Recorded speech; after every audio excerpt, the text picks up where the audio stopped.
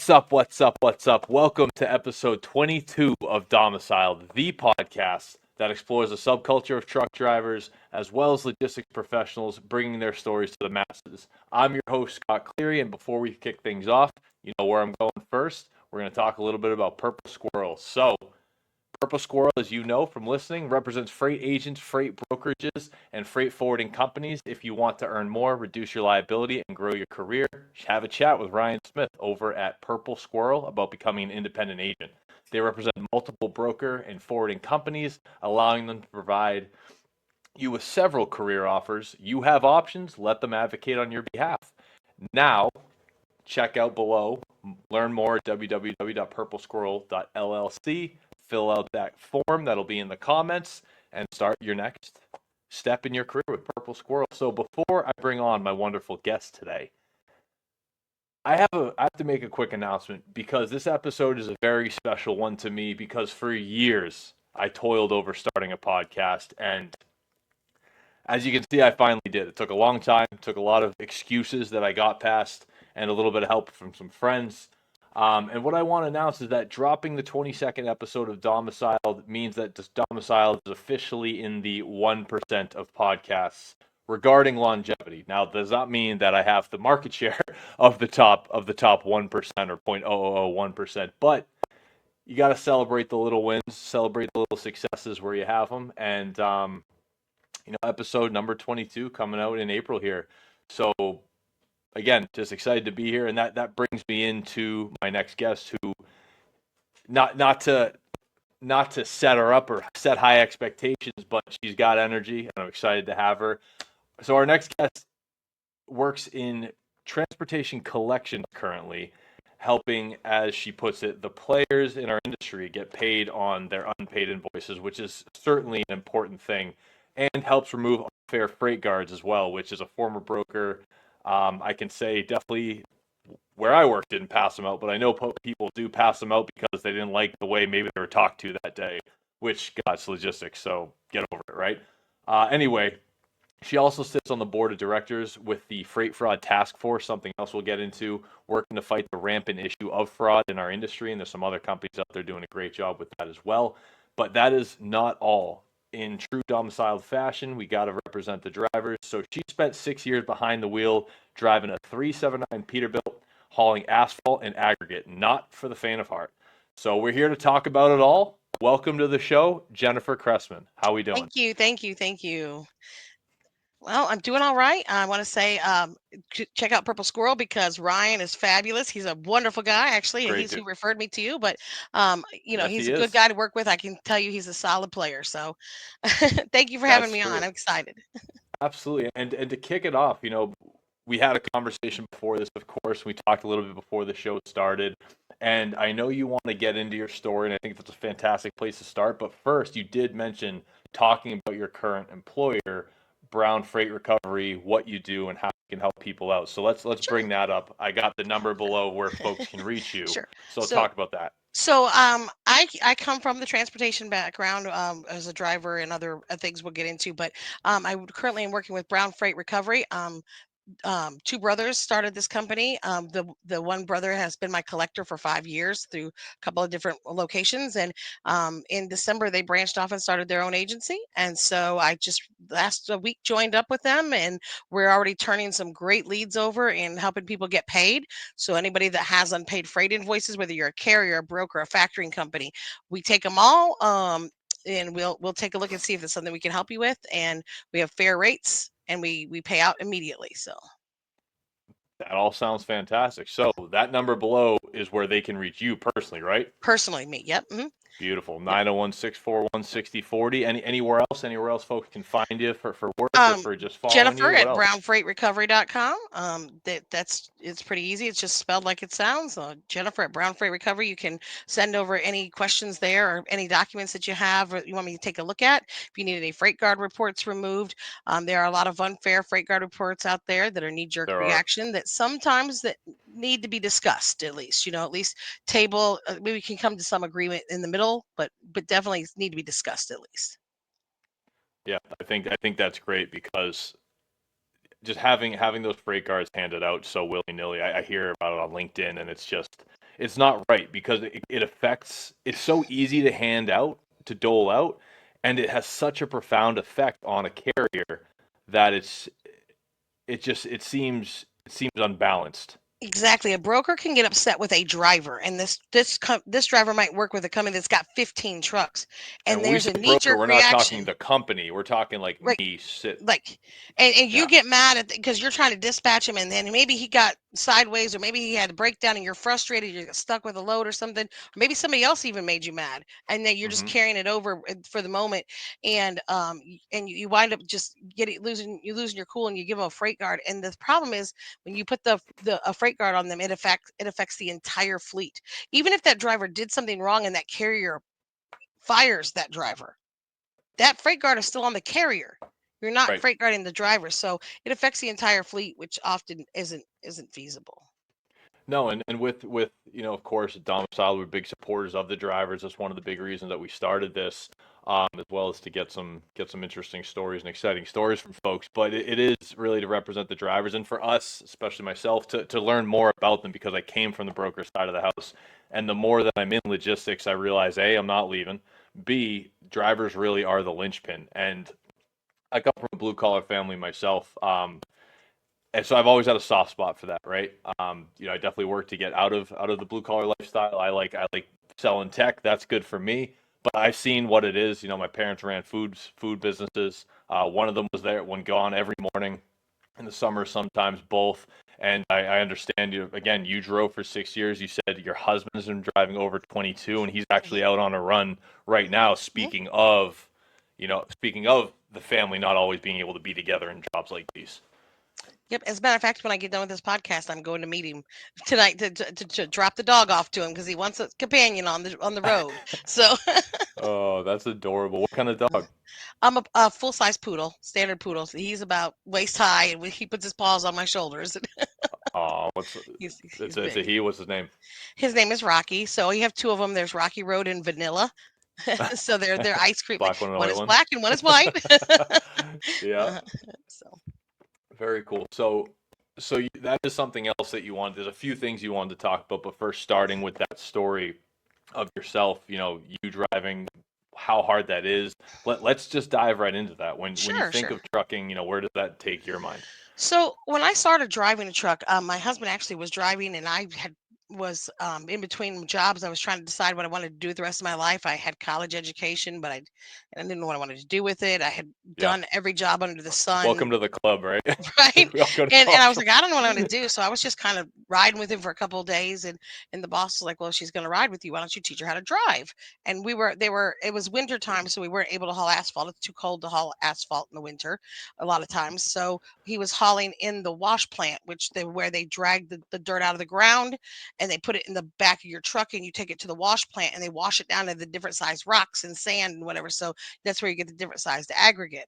And so Hmm. since we weren't on the roadway, he was able to teach me to drive in the pit. That's what they called it, the pit. So Yeah. that's where I learned to drive. And so when that job was getting close to wrapping up, the boss came and was like, look, you're gonna have to go out on the road hauling asphalt because the pit's ending right here. Until they get another pit dug, you're gonna have to have a CDL. So Yeah. I Yeah. went and got a book and studied it, and that was before you had to have the schooling, classwork for it. And I will say in Mississippi at that time they had gotten rid of third party testers, so I tested with a DOT officer in my truck, which was nerve wracking as heck. Yeah. Well, if you passed that, you did it right. Yep. Oh gosh. So that was nervous. Did like what? Obviously, you took it once and passed, right? Yes. Well, I actually took the book part twice because Okay. everybody seems to fail air brakes the first time, but I think that's what I Yes. failed one time. I just missed it by like one question. I went back and Uh took huh. it the next week and passed it, but I passed my road test immediately. Now, the one thing I want to point out about the road test is what is the first thing you do on road test? You do your safety check. And Mm-hmm. so that's the most important thing that you have to do. And that's another Hundred thing out percent. there that people don't focus on is the safety and doing their pre-trip inspections, and that's the first thing you learn on your driving test, so it's obviously the most important. So 100%. It's funny you bring up the written part. I remember for whatever. It's funny what core memories stick with us. So I remember for my parents like just personify people who are now in their 60s, but like grew up in Boston in like the 70s. So like that's that. Great right. people, tell you how they're feeling. So I remember I was taking, on the computer, I was taking when I was 15 and a half, whatever, the test for my permit, so I could even drive around at all. I remember you could only like two or three wrong, and I got two of them wrong, and I was on my last one, and I was trying to rush because I was getting nervous. You're getting a kid, and the last question was, if somebody is walking with a red and white cane in their hand, what's their disability, right?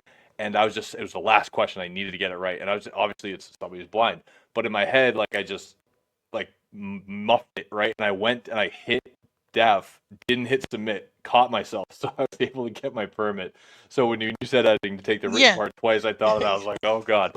But Right. so do you think that being with who tested you, you said it was a DOT agent, Yeah, right? it was a state trooper, like DOT officer, like a State trooper. Oh, commercial sorry, enforcement state trooper. vehicle. Yeah, so vehicle enforcement officer. Yeah. Somebody right out, and she was an ice queen. She didn't crack a smile the whole time, and I was like, like, yeah. So, Am I failing miserably here? What's going yeah, on? well, and the thing was, I hadn't driven on the road very much. There was a short stint of about maybe an eighth of a mile between where you came out of the pit and actually entered into the wash plant. So Yeah. there wasn't a lot of roadway, but I had to go over railroad tracks. And I remember I had my husband's truck testing, and because they Hmm. didn't have mine ready yet, and so I was testing in his truck, and we went across these railroad tracks that she purposely took me across because they're rough tracks. And I hit Yeah. those tracks, and I thought, oh my God, thank God he's not in the truck with me, because he would shoot me for going over these tracks and go, like this in his You have to truck. do a safety check after getting over the tracks. Yeah. And I went, ooh, I'm sorry. She's like, yeah, that's a tough one. It gets a lot of people. I was like, oh shoot. Hey, she spoke. The Ice Queen. She Yeah, gave you I a mean, she pass. spoke, but she didn't smile. She Sounds like you had a tough cookie yeah. there. And Yeah. yeah, so funny with mine. So again, another parallel. I remember when I took my road test for my thing. I like to drive fast. But like again, I'm from a small town, and like there was only a small section where I was on the main road, and it was just to go out down the street and come back into like the the park I was in. I Right. don't I can't speak English right now, but the industrial park, Scott, that's the word. So the industrial park I was in where the DMV was. Gosh, get it together. So that little part of the roadway, I remember somebody telling me like, hey, they check to see if you stop at the bike paths, because like Oh, you right. just bang right and you just head right in. So I was cruising. I got up to like 35, like nothing nuts, but I like stopped short on the bike path coming back out. I mean coming back in because you stop. So like that kind of gave her one of these.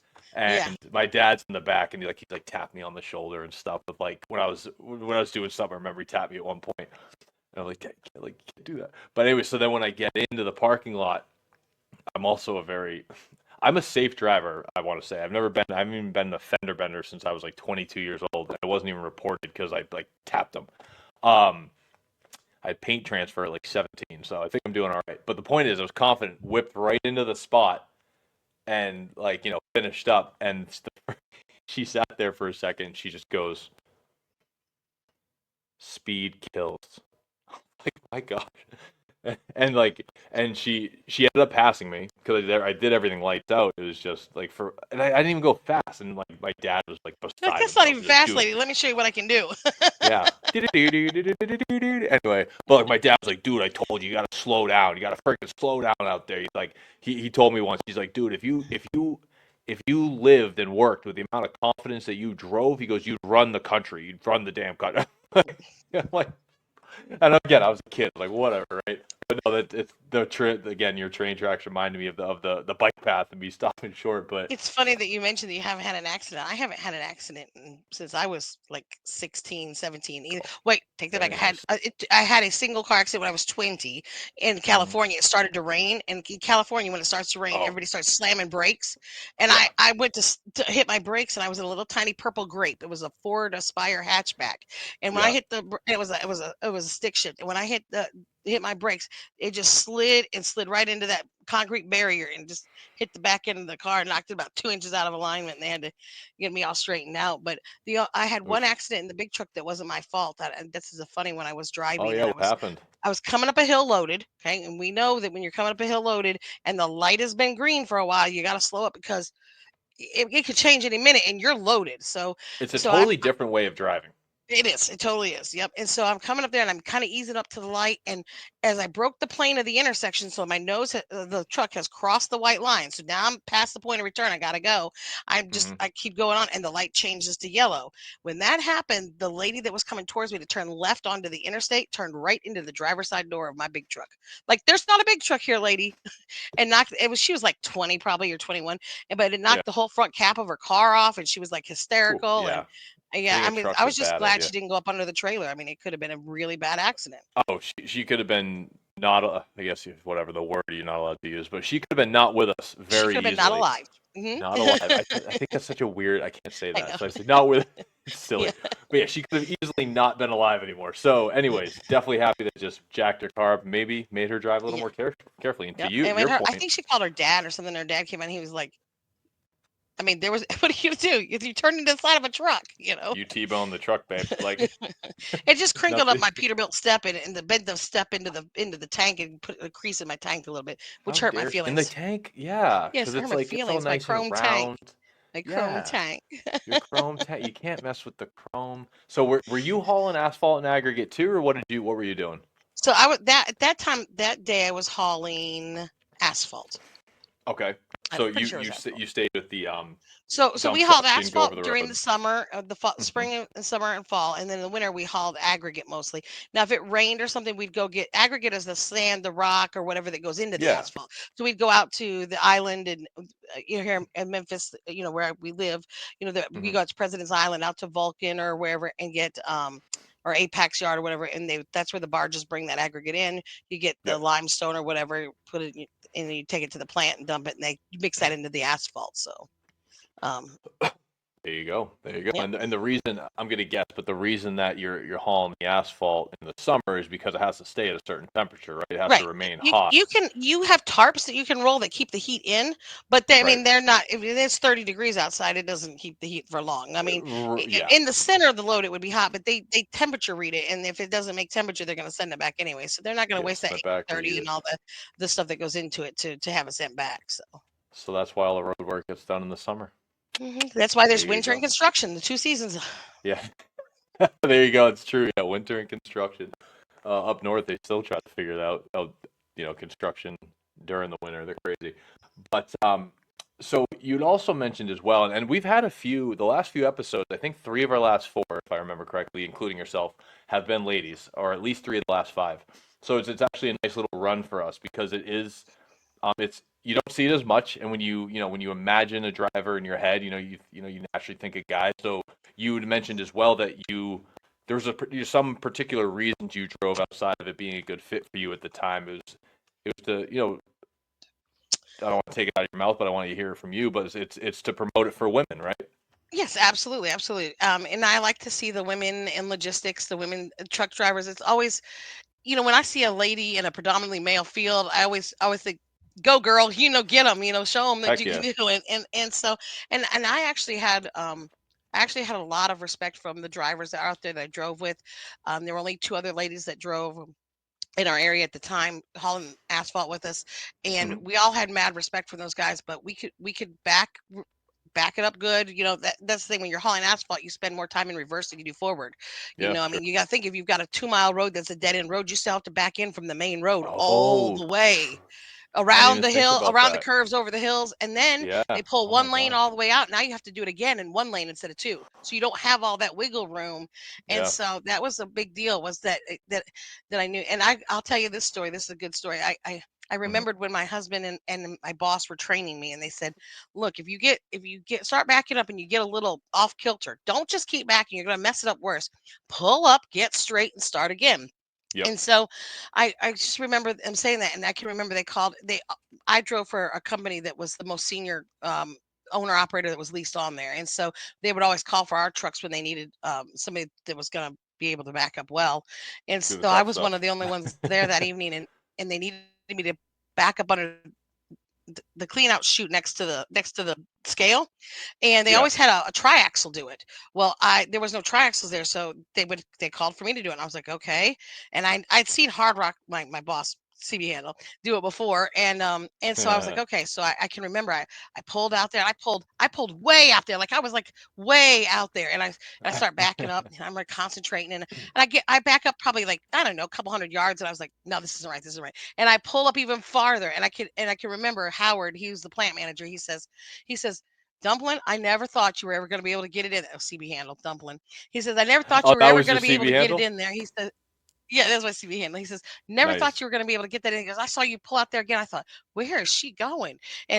She And I leaving. pulled way out there a little bit farther, got real straight, and I started back up. And in one straight back up and just right in behind that bin and into the clean out chute. He said, when you did Boom. that, I thought, I'll never say another word about her driving or backing again. And that's when and I really started, to kind of click with me and what I needed to do. But that was and then I remember them saying, "Don't make it worse. Just pull up and get straight and start again." Yeah. Give yourself slow, smooth, smooth as fast, right? And Yeah, yeah, that goes for everything. So I didn't even think about that. Yeah, so you're backing up way more, or at least as much as you're driving right, forward. That's difficult. It's not a 53 footer, so it's not as crazy, but that's still right. it's a big truck. That's hard to Well, do. especially when you're down here, we have like these ridges on the bluff, like we're the bluff city. So there's like roads on the side of the bluff. So some of these Hmm. are very steep and they drop over, or you get to the top and Yeah, it makes a turn. So when you're backing up and all of a yeah, sudden the you'll road goes, tell. you're like, wait a minute.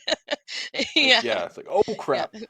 No, And some of them are jeez. teeny tiny narrow, and you've got to be able to back that trailer just right in there. And there's a couple times my hands be sweat, and I'd be like, oh, I mean, that's got to be really cool though to have, like after you got comfort with it, right? It sounds like you're never. It could be anything, but like just when you just being able to lock in and have a skill that you're good at and you can do it, and you're just like, yeah, you're just. my boss made I me just quit see that you job, just or like, I'd probably still be doing it.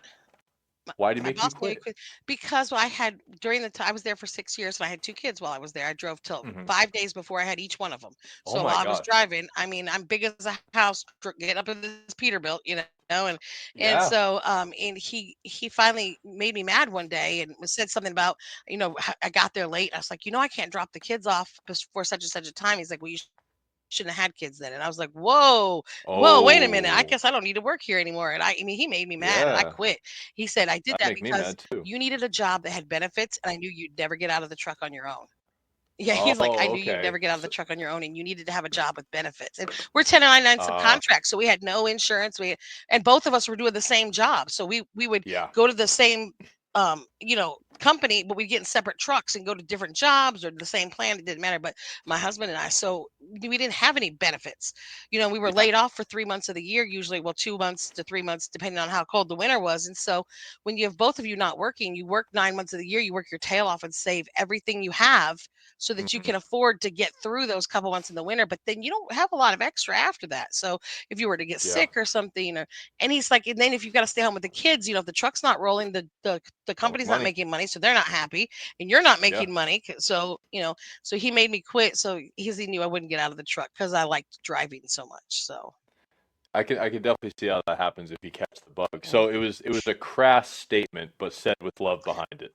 Yeah, I didn't talk to him for a few months, and then at the Christmas party, he asked my husband, he said, "Can you bring her over?" He's like, "I don't know if she'll come, but I'll try." And I did. I went back over there, and he was like, "I did that intentionally." He goes, "Because I knew you wouldn't get out." And I was like, I wish you would have said that in the time, but it's okay. It was well intentioned. So Well, obviously don't know you well, but I imagine if you're tough enough to get behind the wheel of a truck, especially one where you're backing up most of the time, you're probably not very soft.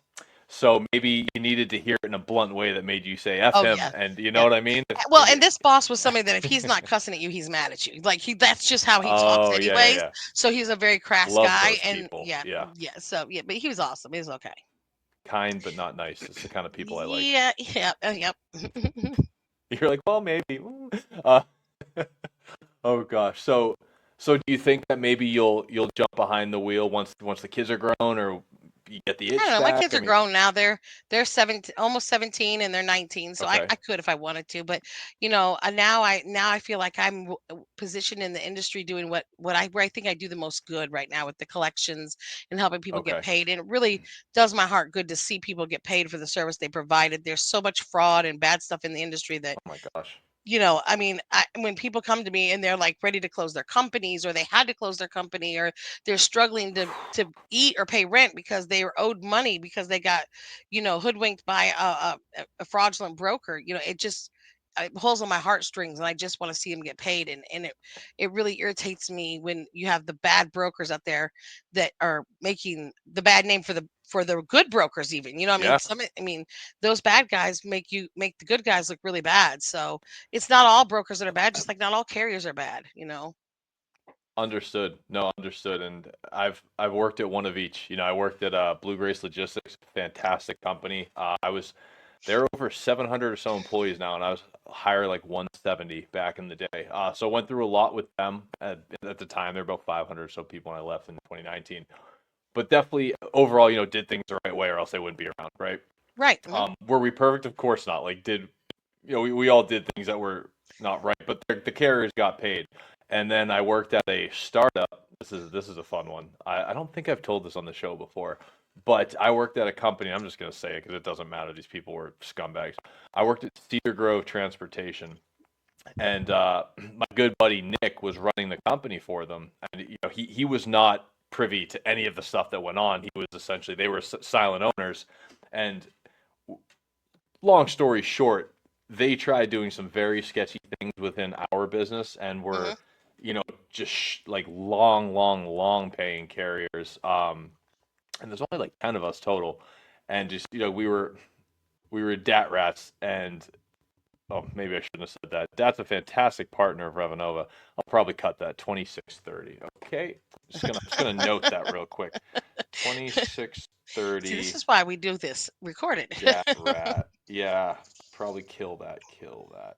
Okay. So, anyways, no. So, anyways, they were trying to pull some very, very sketchy things, and as far as like at one point they were even like talking about opening another MC number, and it was just like, ooh, like, and that's when I think my buddy Nick, and I can't speak for him, but Mhm. as soon as he knew something bad was going on, like he got out himself, and it just all started going very south. But like that was something where he was like, absolutely not. Like we've like these carriers got to get paid, or we're not going to have like our like no one's going to want to work with us, and it's just a bad cycle, right? But short story long, I have worked at a company. It was a startup, and the owner himself, I mean, you could Google him, Cedar Grove Transportation, Rocco Malenga. He actually ended up getting charged with misappropriating PPP funds from COVID. We were doing this end of 20, beginning of Mhm. 21, and or second Yes, half I of 20. remember when I started my first collections agency, they were one of our people that we collected. No, see, Yeah. so you're like, I know that company. When Yep, you said Cedar Grove, I was like, mm-hmm.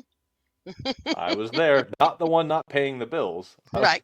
Of course Neither not. was my buddy Nick. But yeah, that was wow. So small world, small world. Well, were you able to get some money back for folks on that? I I hope don't so. remember which ones I Yeah, mean, that was too that was much. I five, keep five, hitting this thing. 6 years ago. Yeah. It was 5 years ago. Yeah. Well, Yeah. 5 years I ago. hope you did. And if you're still doing it for this long, I'm sure you got something back for somebody at the very least, and that makes me happy. Hmm.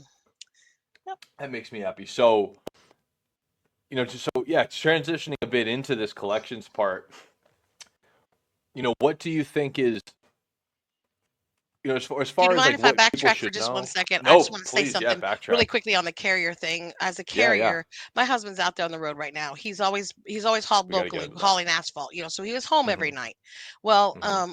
and then asphalt kind of slowed up, and he was hauling aggregate to the concrete plants. We were building Amazon warehouse after Amazon warehouse after a McKesson warehouse after whatever. And Yeah. so now all of our warehouses are built. So now the concrete slowed down a bit. So had to get out of that because it wasn't Hmm. bringing home the same kind of revenue, Yeah. and he had to take a job on the road. It's very difficult on the road. It's very lonely out there, and it's very thankless. And you don't Hmm. realize that people are out there. They're away from their families for sometimes 3 4 weeks, sometimes 2 months at a time. Some people go out for 2 months before they come back, Yeah. and that all they get is the call to home to hear their wife or their kids' voices. They miss all their kids' games. They miss all of the milestones. Somebody lost their first tooth, but you can't be home for all of that stuff. And Yeah. and unfortunately, my kids are grown. But I just wanted to point that out, that it's very difficult and it gets very lonely in that truck. And every at night, you're running all hours, and then maybe your schedule gets you turned around where you're actually driving through the night, and so you're sleeping during the day. And so when you're driving, you're just lonely. There's nobody to talk to. There's nobody to connect with.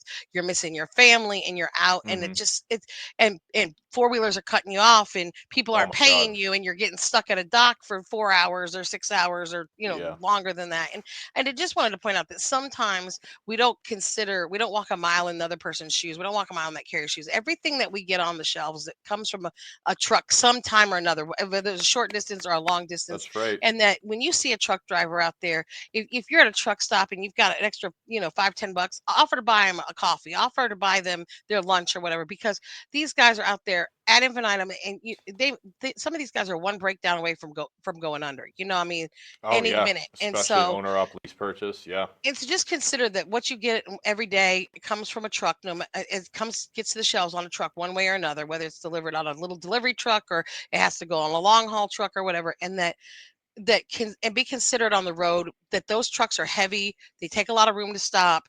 They take a lot. It takes them a while to get going. Just be patient with them. Don't cut them off.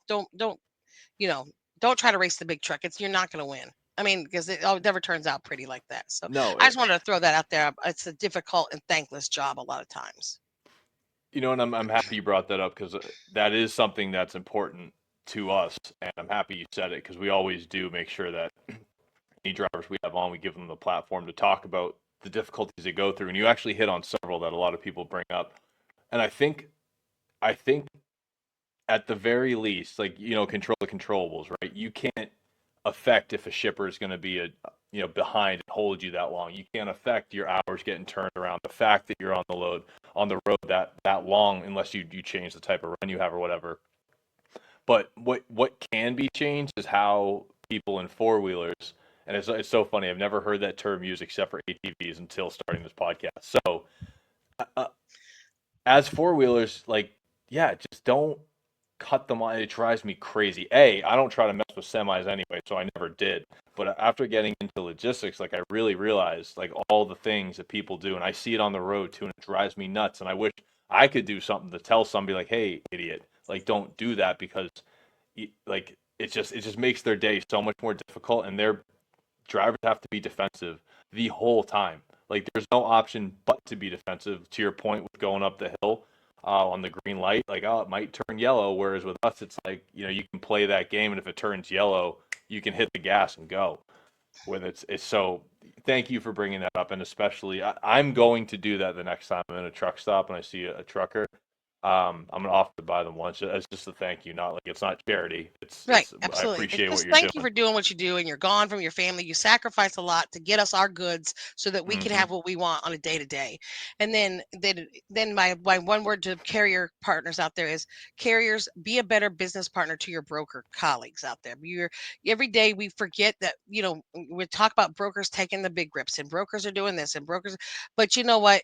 Brokers have their own struggles that they go through, and maybe you need to sell Yep. your services better. And there's a lot of people that have the misconception out there that, oh, it's a dumb truck driver, da, da, da, da, da, because it used to be back in the day that if you weren't going to go the academia route, that was a good living to make Yeah. or whatever.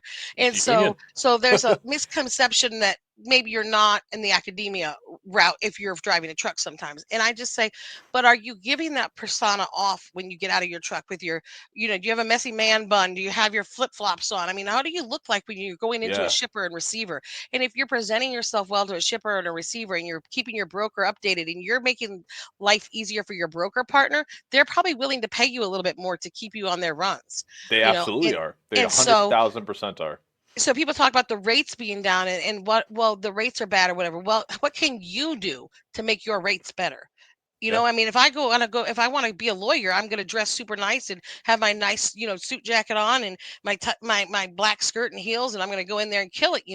But if I'm just going to Hmm. be a truck driver, I mean, I have that on, but I mean, it's your attitude and how you carry yourself. Do you go in and you're mouthing off to people? Are you creating a bad image for that broker partner you're working with, that they don't Right. really care if you come back or not? It's about built. This whole industry is built on relationships. built on It sure relationships. is. You've got to create relationships. And when you are getting a load off the load board and you call that broker up and you say, don't just call them up and say, I see you got a load going here. How much you got in? You need to ask more than that. Do I need straps? Do I need tarps? Do I need to You have, do I definitely need do this? Do I need more that? than How, that. how much does it weigh? Where, is there, all sorts of things that you need to be asking, but you're interviewing that broker as much as that broker is interviewing you.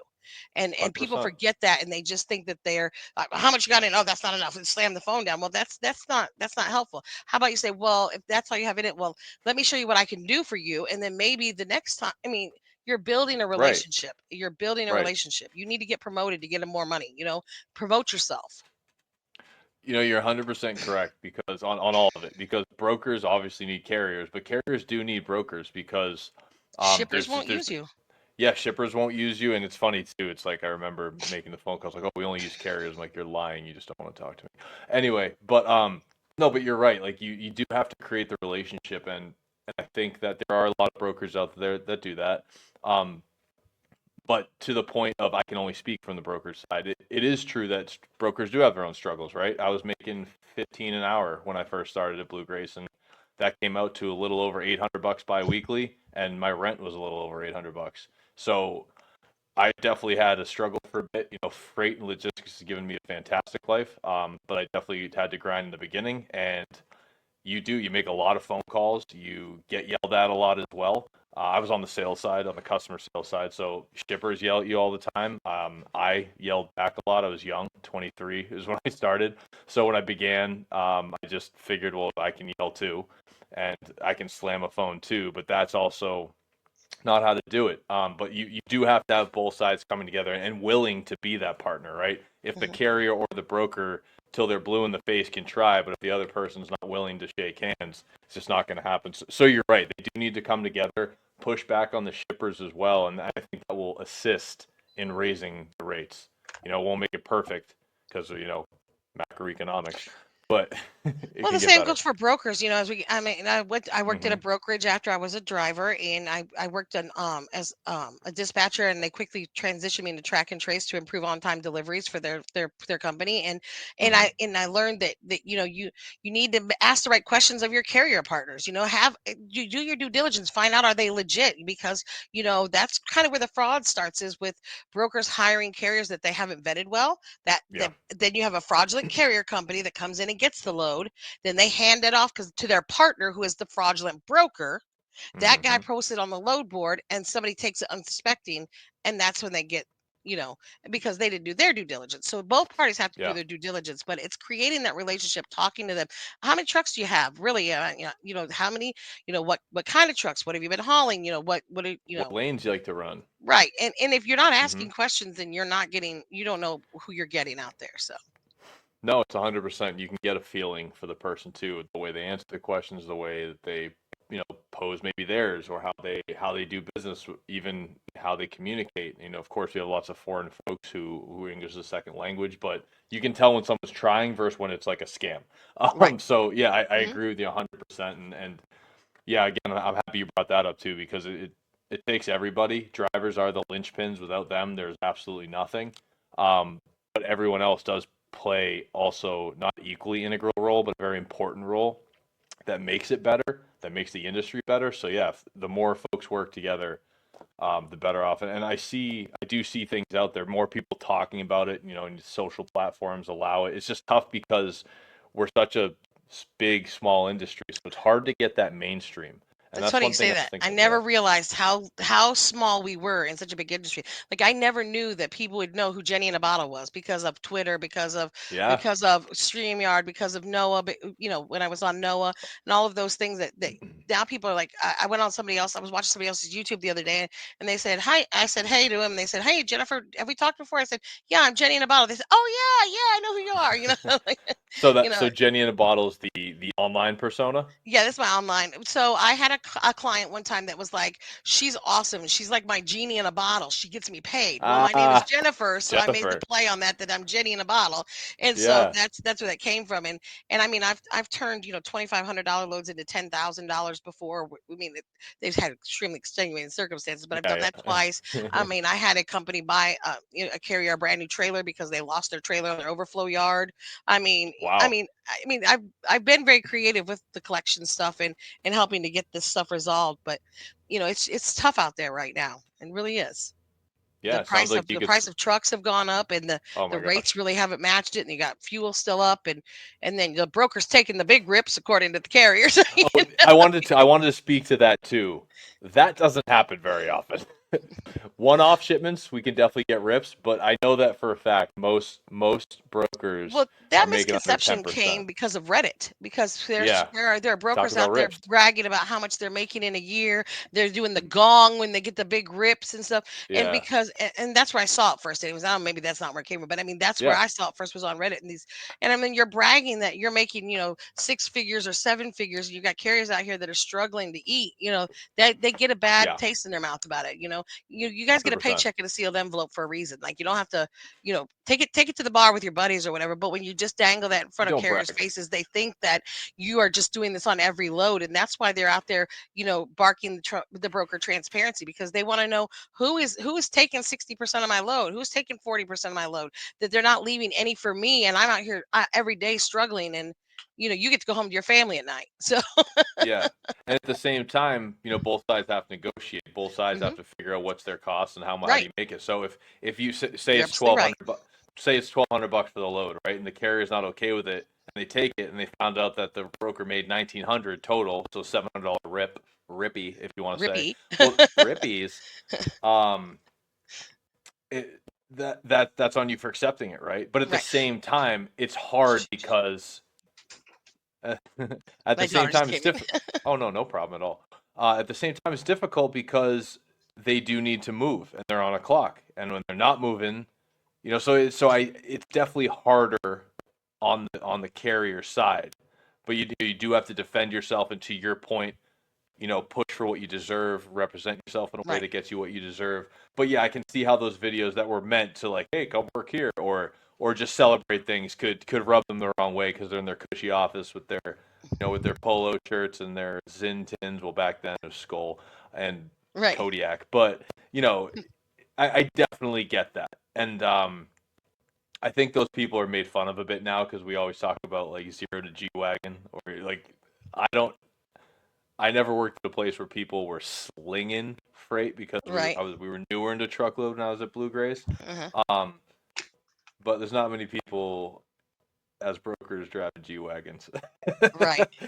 It's not a big thing. So no, I'm happy you brought up the both sides. So that's good. But I do want you to be able to speak about the fraud. We've dabbled and danced Yeah. around it a bit, but you said like, hey, we got to talk about this. So the freight fraud task force. Let's Okay. wrap with that. Yeah. So the Freight Fraud Task Force is a task force that was created by Dale Prax and Jeff Dickinson out there. They are heavy hitters in the industry, as Hmm. well as there's several players on the industry. I've met so many great people through the Freight Fraud Task Force. But Yeah. what we were acknowledging with the Freight Fraud Task Force is this is a huge, huge issue, and it's going to take players from all parts of the industry, from carriers to brokers to collections to insurance, understanding COIs, reading contracts, things like that to combat the freight in the industry, and I mean Mm. the freight fraud in the industry because it's so widespread out there with predatory leasing and predatory. There's Yeah. so much. It's all over. It's not just in the loads. It's Well, 'cause it's so everywhere. easy now. It's so easy to Yes. do. Mhm. People are And creative just and and scummy. just when you think you've got it figured out, then comes the next scam, comes the next Yep. scam, comes the next scam. Yep. And so I've been fortunate enough to align with some really heavy hitters out there in the industry. If you check out Dale Prax on LinkedIn, he's got a couple of big descriptions up about it and tags all Yeah. of those people. But we've decided that the FMCSA, they'll tell you that they get thousands of complaints a week for whether it's for broker transparency or for scam brokers or whatever, and they've got like Yeah. 10 people in the office that investigate this stuff. And so that takes them a long time to get back to you, and they kind of have to prioritize and Yeah. shift. And I mean, I have one of the two instances of broker transparency that's been granted. Well, I got the second one against Uber. But I mean, it took a lot of talking to them to get them to see what was going on there and to help me out, and we did get it, and ultimately we wound up getting that carrier paid. But the main thing here is not, this isn't against a broker, this isn't against carriers, it's not against it, this is all across the board. And so we brought together players from each sector, the heavy Hmm. hitters that are already looking at the fraud, already combating the fraud on a day-to-day basis, brought them Yep. together in a team to create the Freight Fraud Task Force. And what we're going to do is we're going to help the FMCSA get their arms around this. Hopefully, that's our ultimate goal, is to weed out some of these bad players, so to make our industry safe again, and to bring, that every time there's fraud, it takes money out of the mouths of the ones that are not fraudulent. So 100%, 100%. In the end, people could argue like, "Oh, I'm just trying to feed my family too." It's like, yeah, but at the expense of others mhm. who are not doing anything wrong, likely. And it's just fraud is abhorrent. There's no, people do a lot when they're desperate, but I always feel like that just seems like a trying to cut corners and take an easy way. So I'm definitely happy that you all are handling that. I've definitely heard of Dale Prax and Jeff Dickinson, seen them both on LinkedIn, follow You both might of know them. him as the Bodacious Cowboy, Jeff. Jeff is also known Yep. as the Bodacious Cowboy. So, The bodacious. but Yeah, I love that. I love I that do too. nickname. It's I do too. hilarious. And one thing too, going a little off the rails, I like that. LinkedIn is for business, right? It's for Right. relationships, and it is a social platform. But I do like that people are, in the last few years, or maybe it's just because I've really started building my own brand on it. But people are letting their personalities out, which is nice. Yes. It's I think people manage to police it so it doesn't become a Facebook or Instagram, like it's a Yes. self-policing thing. Hmm. But you see people posting things about being vulnerable, or about their marriage, or like I was say marriage, like a wedding, or Right. like, hey, I accomplished this like physical, this physical, what am I trying, this physique I was looking for, this physical The race, or milestones some that they've the milestones. yeah. Again, I'm really bad at English today. I grew up Try it in speaking it Spanish. too. Can you do it in Spanish? I can. I can speak Spanish, but if I'm not speaking English well, I'm definitely not going to try that. I used to be very good. There it is. Lived in Spain for a year, but that was Oh, 15 really? years ago now. I did, yeah, Madrid. Great. Oh, it was the best time of my life. Best, hands down. I went from like this straight edge, followed all the rules. I even went to boarding school for 2 years.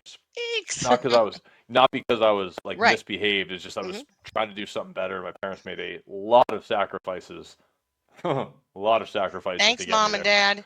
Thanks, mom and dad. I didn't even. That's a whole other story. But to going to Madrid at 19, and they're like, there are no rules. Also, no Friday classes. So it was. Yeah, I made up for a Oh, few great. We'll take it. years of behaving. Yeah, yeah, it was a total blast. Um, but anyways, I digress. It's good to see that Speaking of folks school, are. speaking of school, Yes. I'm sorry, I didn't mean to cut you off. I thought you.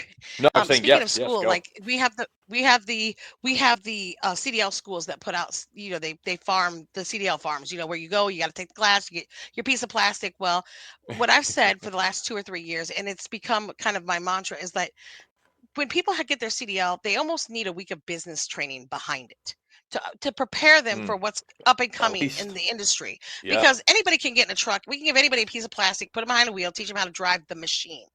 But what Hmm. are you going to be up against? What kind of driver do you want to be? Do you want to be an owner operator, a leased on driver? Do you want to be a company driver? And each one of those things is very, very different. Do you want to do a port work and haul dray? I mean, all of Hmm. that stuff is so dramatically different. And I don't think that people, when they get their CDL, necessarily know what they want to do with that CDL. They just know they want to Yeah. drive a truck. And Yeah. then There's they so get out there, they much. say, well, I'm just going to go buy a truck because that's what you do and you own your own company. But they don't trade it like a company. They don't know how to look for fraud. They don't know how to talk to brokers and sell their service. They don't know how to It's come to, hard. this is a job, folks. You're not riding around with your foot out the window watching Netflix while you're driving. Stop. What? You present yourself as a professional driver and be professional. And I Yes. just, from courtesy things like not parking on the fuel island and going and taking a shower, all the way to the big things like what kind of driver do you want to be in the freight fraud and whatever. And I really feel like if we had more education out there, that education is key, and that's what moves the world. And I think that's where we're going to have to wind up going with this, is more education to the masses, so that we can have people understand what they're up against out there. What do I do when I get stuck at a shipper or receiver and I have no disposition and they're holding me there for hours and hours on end? What is my recourse? What can I do? What can I offer them? They don't know. They have Yeah. no idea. Yeah, it's much more loaded than people realize. And you said a few things I hadn't thought of before, because I mean I haven't sat in a, I keep hitting this thing. I haven't sat in a You truck can't speak. myself. You're hitting the mic. I mean, what's I wrong with you, Scott? Get it together. Do you have another hour and a half? No. No, but a few other folks have brought up like, hey, you get the CDL and they kick you out the door sort of thing. And there is so much more to it. So I'm actually happy you brought that up too, because you can't just be meat in a seat, right? They do Right. have to be educated. They do need to be shown. You can't just be pumping out CDLs, and that's great. And actually, one of the people we interviewed, he's also a YouTuber, Chris Lee TV is I check him out because he creates himself like finance books, business books for drivers so that they can either track their expenses, or it's an educational tool as well. So there are people out there That's looking. another So thing that I would teach Chris it Lee in that TV, class, is how to figure your costs. A lot of people don't even know how to figure their costs. A lot of people that's don't know what hard. to do with a fuel surcharge. What do you mean a fuel Hmm. surcharge? Is that addition to the line haul? Is it all? I mean, what does all in mean? What does all in mean when they say it's all in? I got Yeah, 2,500 all in. Well, what does that mean? What's all in? all in. Yeah, People don't know, and they get out there and then they're like, oh, well, I didn't make any money and I don't know why. Well, it's because you because didn't pick the fuel. you don't know what you're doing, because nobody's ever taught it to you. I mean, Right. you drive a car, you think, oh, just let me learn the mechanics of the big truck and I'm good to go. And it's not just that simple. This is a business, people. You're It is. starting a business. You have to do your own accounting. You have to do your own collections. You have to do your own hiring and firing. And you know what? You have to reprimand yourself when you don't go to work 3 days in a row or something. I mean, Yeah. there's nobody else going to do it for you. And they don't Nope. realize that. And then you got the foreign entities that come over here and they're paid a stipend to come here and drive trucks and whatever. And so they can afford to take those loads for less money. And that's why those low paying loads go flying off the load board, because they come here, they buy the cheapest truck held together with dental floss and duct tape, and they live in that truck. They live in that truck Literally and they living it. never get out of Yeah. it. And they drive, and they send the money where? Out of this country, so that Hmm. the taxes go to somewhere else. Yep. No, I hear you. I hear you. And So it's yeah, it's educate, like you said, education runs the world, moves the world. So it is very knowledge is important, power. and knowledge is power. Schoolhouse Rock. And with power comes great responsibility. That is right. And that's actually a philosopher. It wasn't Peter Parker's uncle, but I can't think of who it was. I'm not that bright. But no, I mean So much for boarding this has school. been, I know, right? Oof. Um no, but yeah, that was a good one. Good dig to end it. That was I like that one. Respect. That was Yeah. good, Jenny in the bottle. That was solid. But no, this has been awesome. I knew It's this been was going fun. to be a high energy episode. I hope you enjoyed yourself too. Oh, I had so much fun. We'll have to do it again sometime. I'd be in, and you know what? We gotta maybe we could interview your husband, or we could do like a duel. Maybe both of you can be on. Maybe not both of you. Okay, not both of you. Like I live with the He guy. doesn't have a filter. You would get canceled. No, that's fine. I want no filter's cool. But anyways, we will Your whole definitely show would do it be beep again. beep beep beep beep beep beep Beep beep beep beep beep beep beep. beep. Or we just mark it as explicit and send it. It's fine. What are they You know gonna what? We do? should do a live sometime. We would be fun together. I really think Oh, we should. I think live would be a good idea. Okay. You and I Well, should do a live. We'd have so on much fun. that on that, let's plan a live, and I think that'd be good for the channel. And I think yes, I agree. You and I would be good on a live, because then who knows what's going to happen. So to everyone listening, please be sure to check us out every other Tuesday at What's Domiciled on YouTube and Spotify for full episodes, and YouTube and Instagram for the reels. Really appreciate you for tuning in today. Thank you for the Thank you support. for having me. You are, thank you for coming, because you were an absolute delight, which I knew was going to happen. So I'm happy the expectation was met. We're definitely doing this again. So like, comment, subscribe, and have a great day.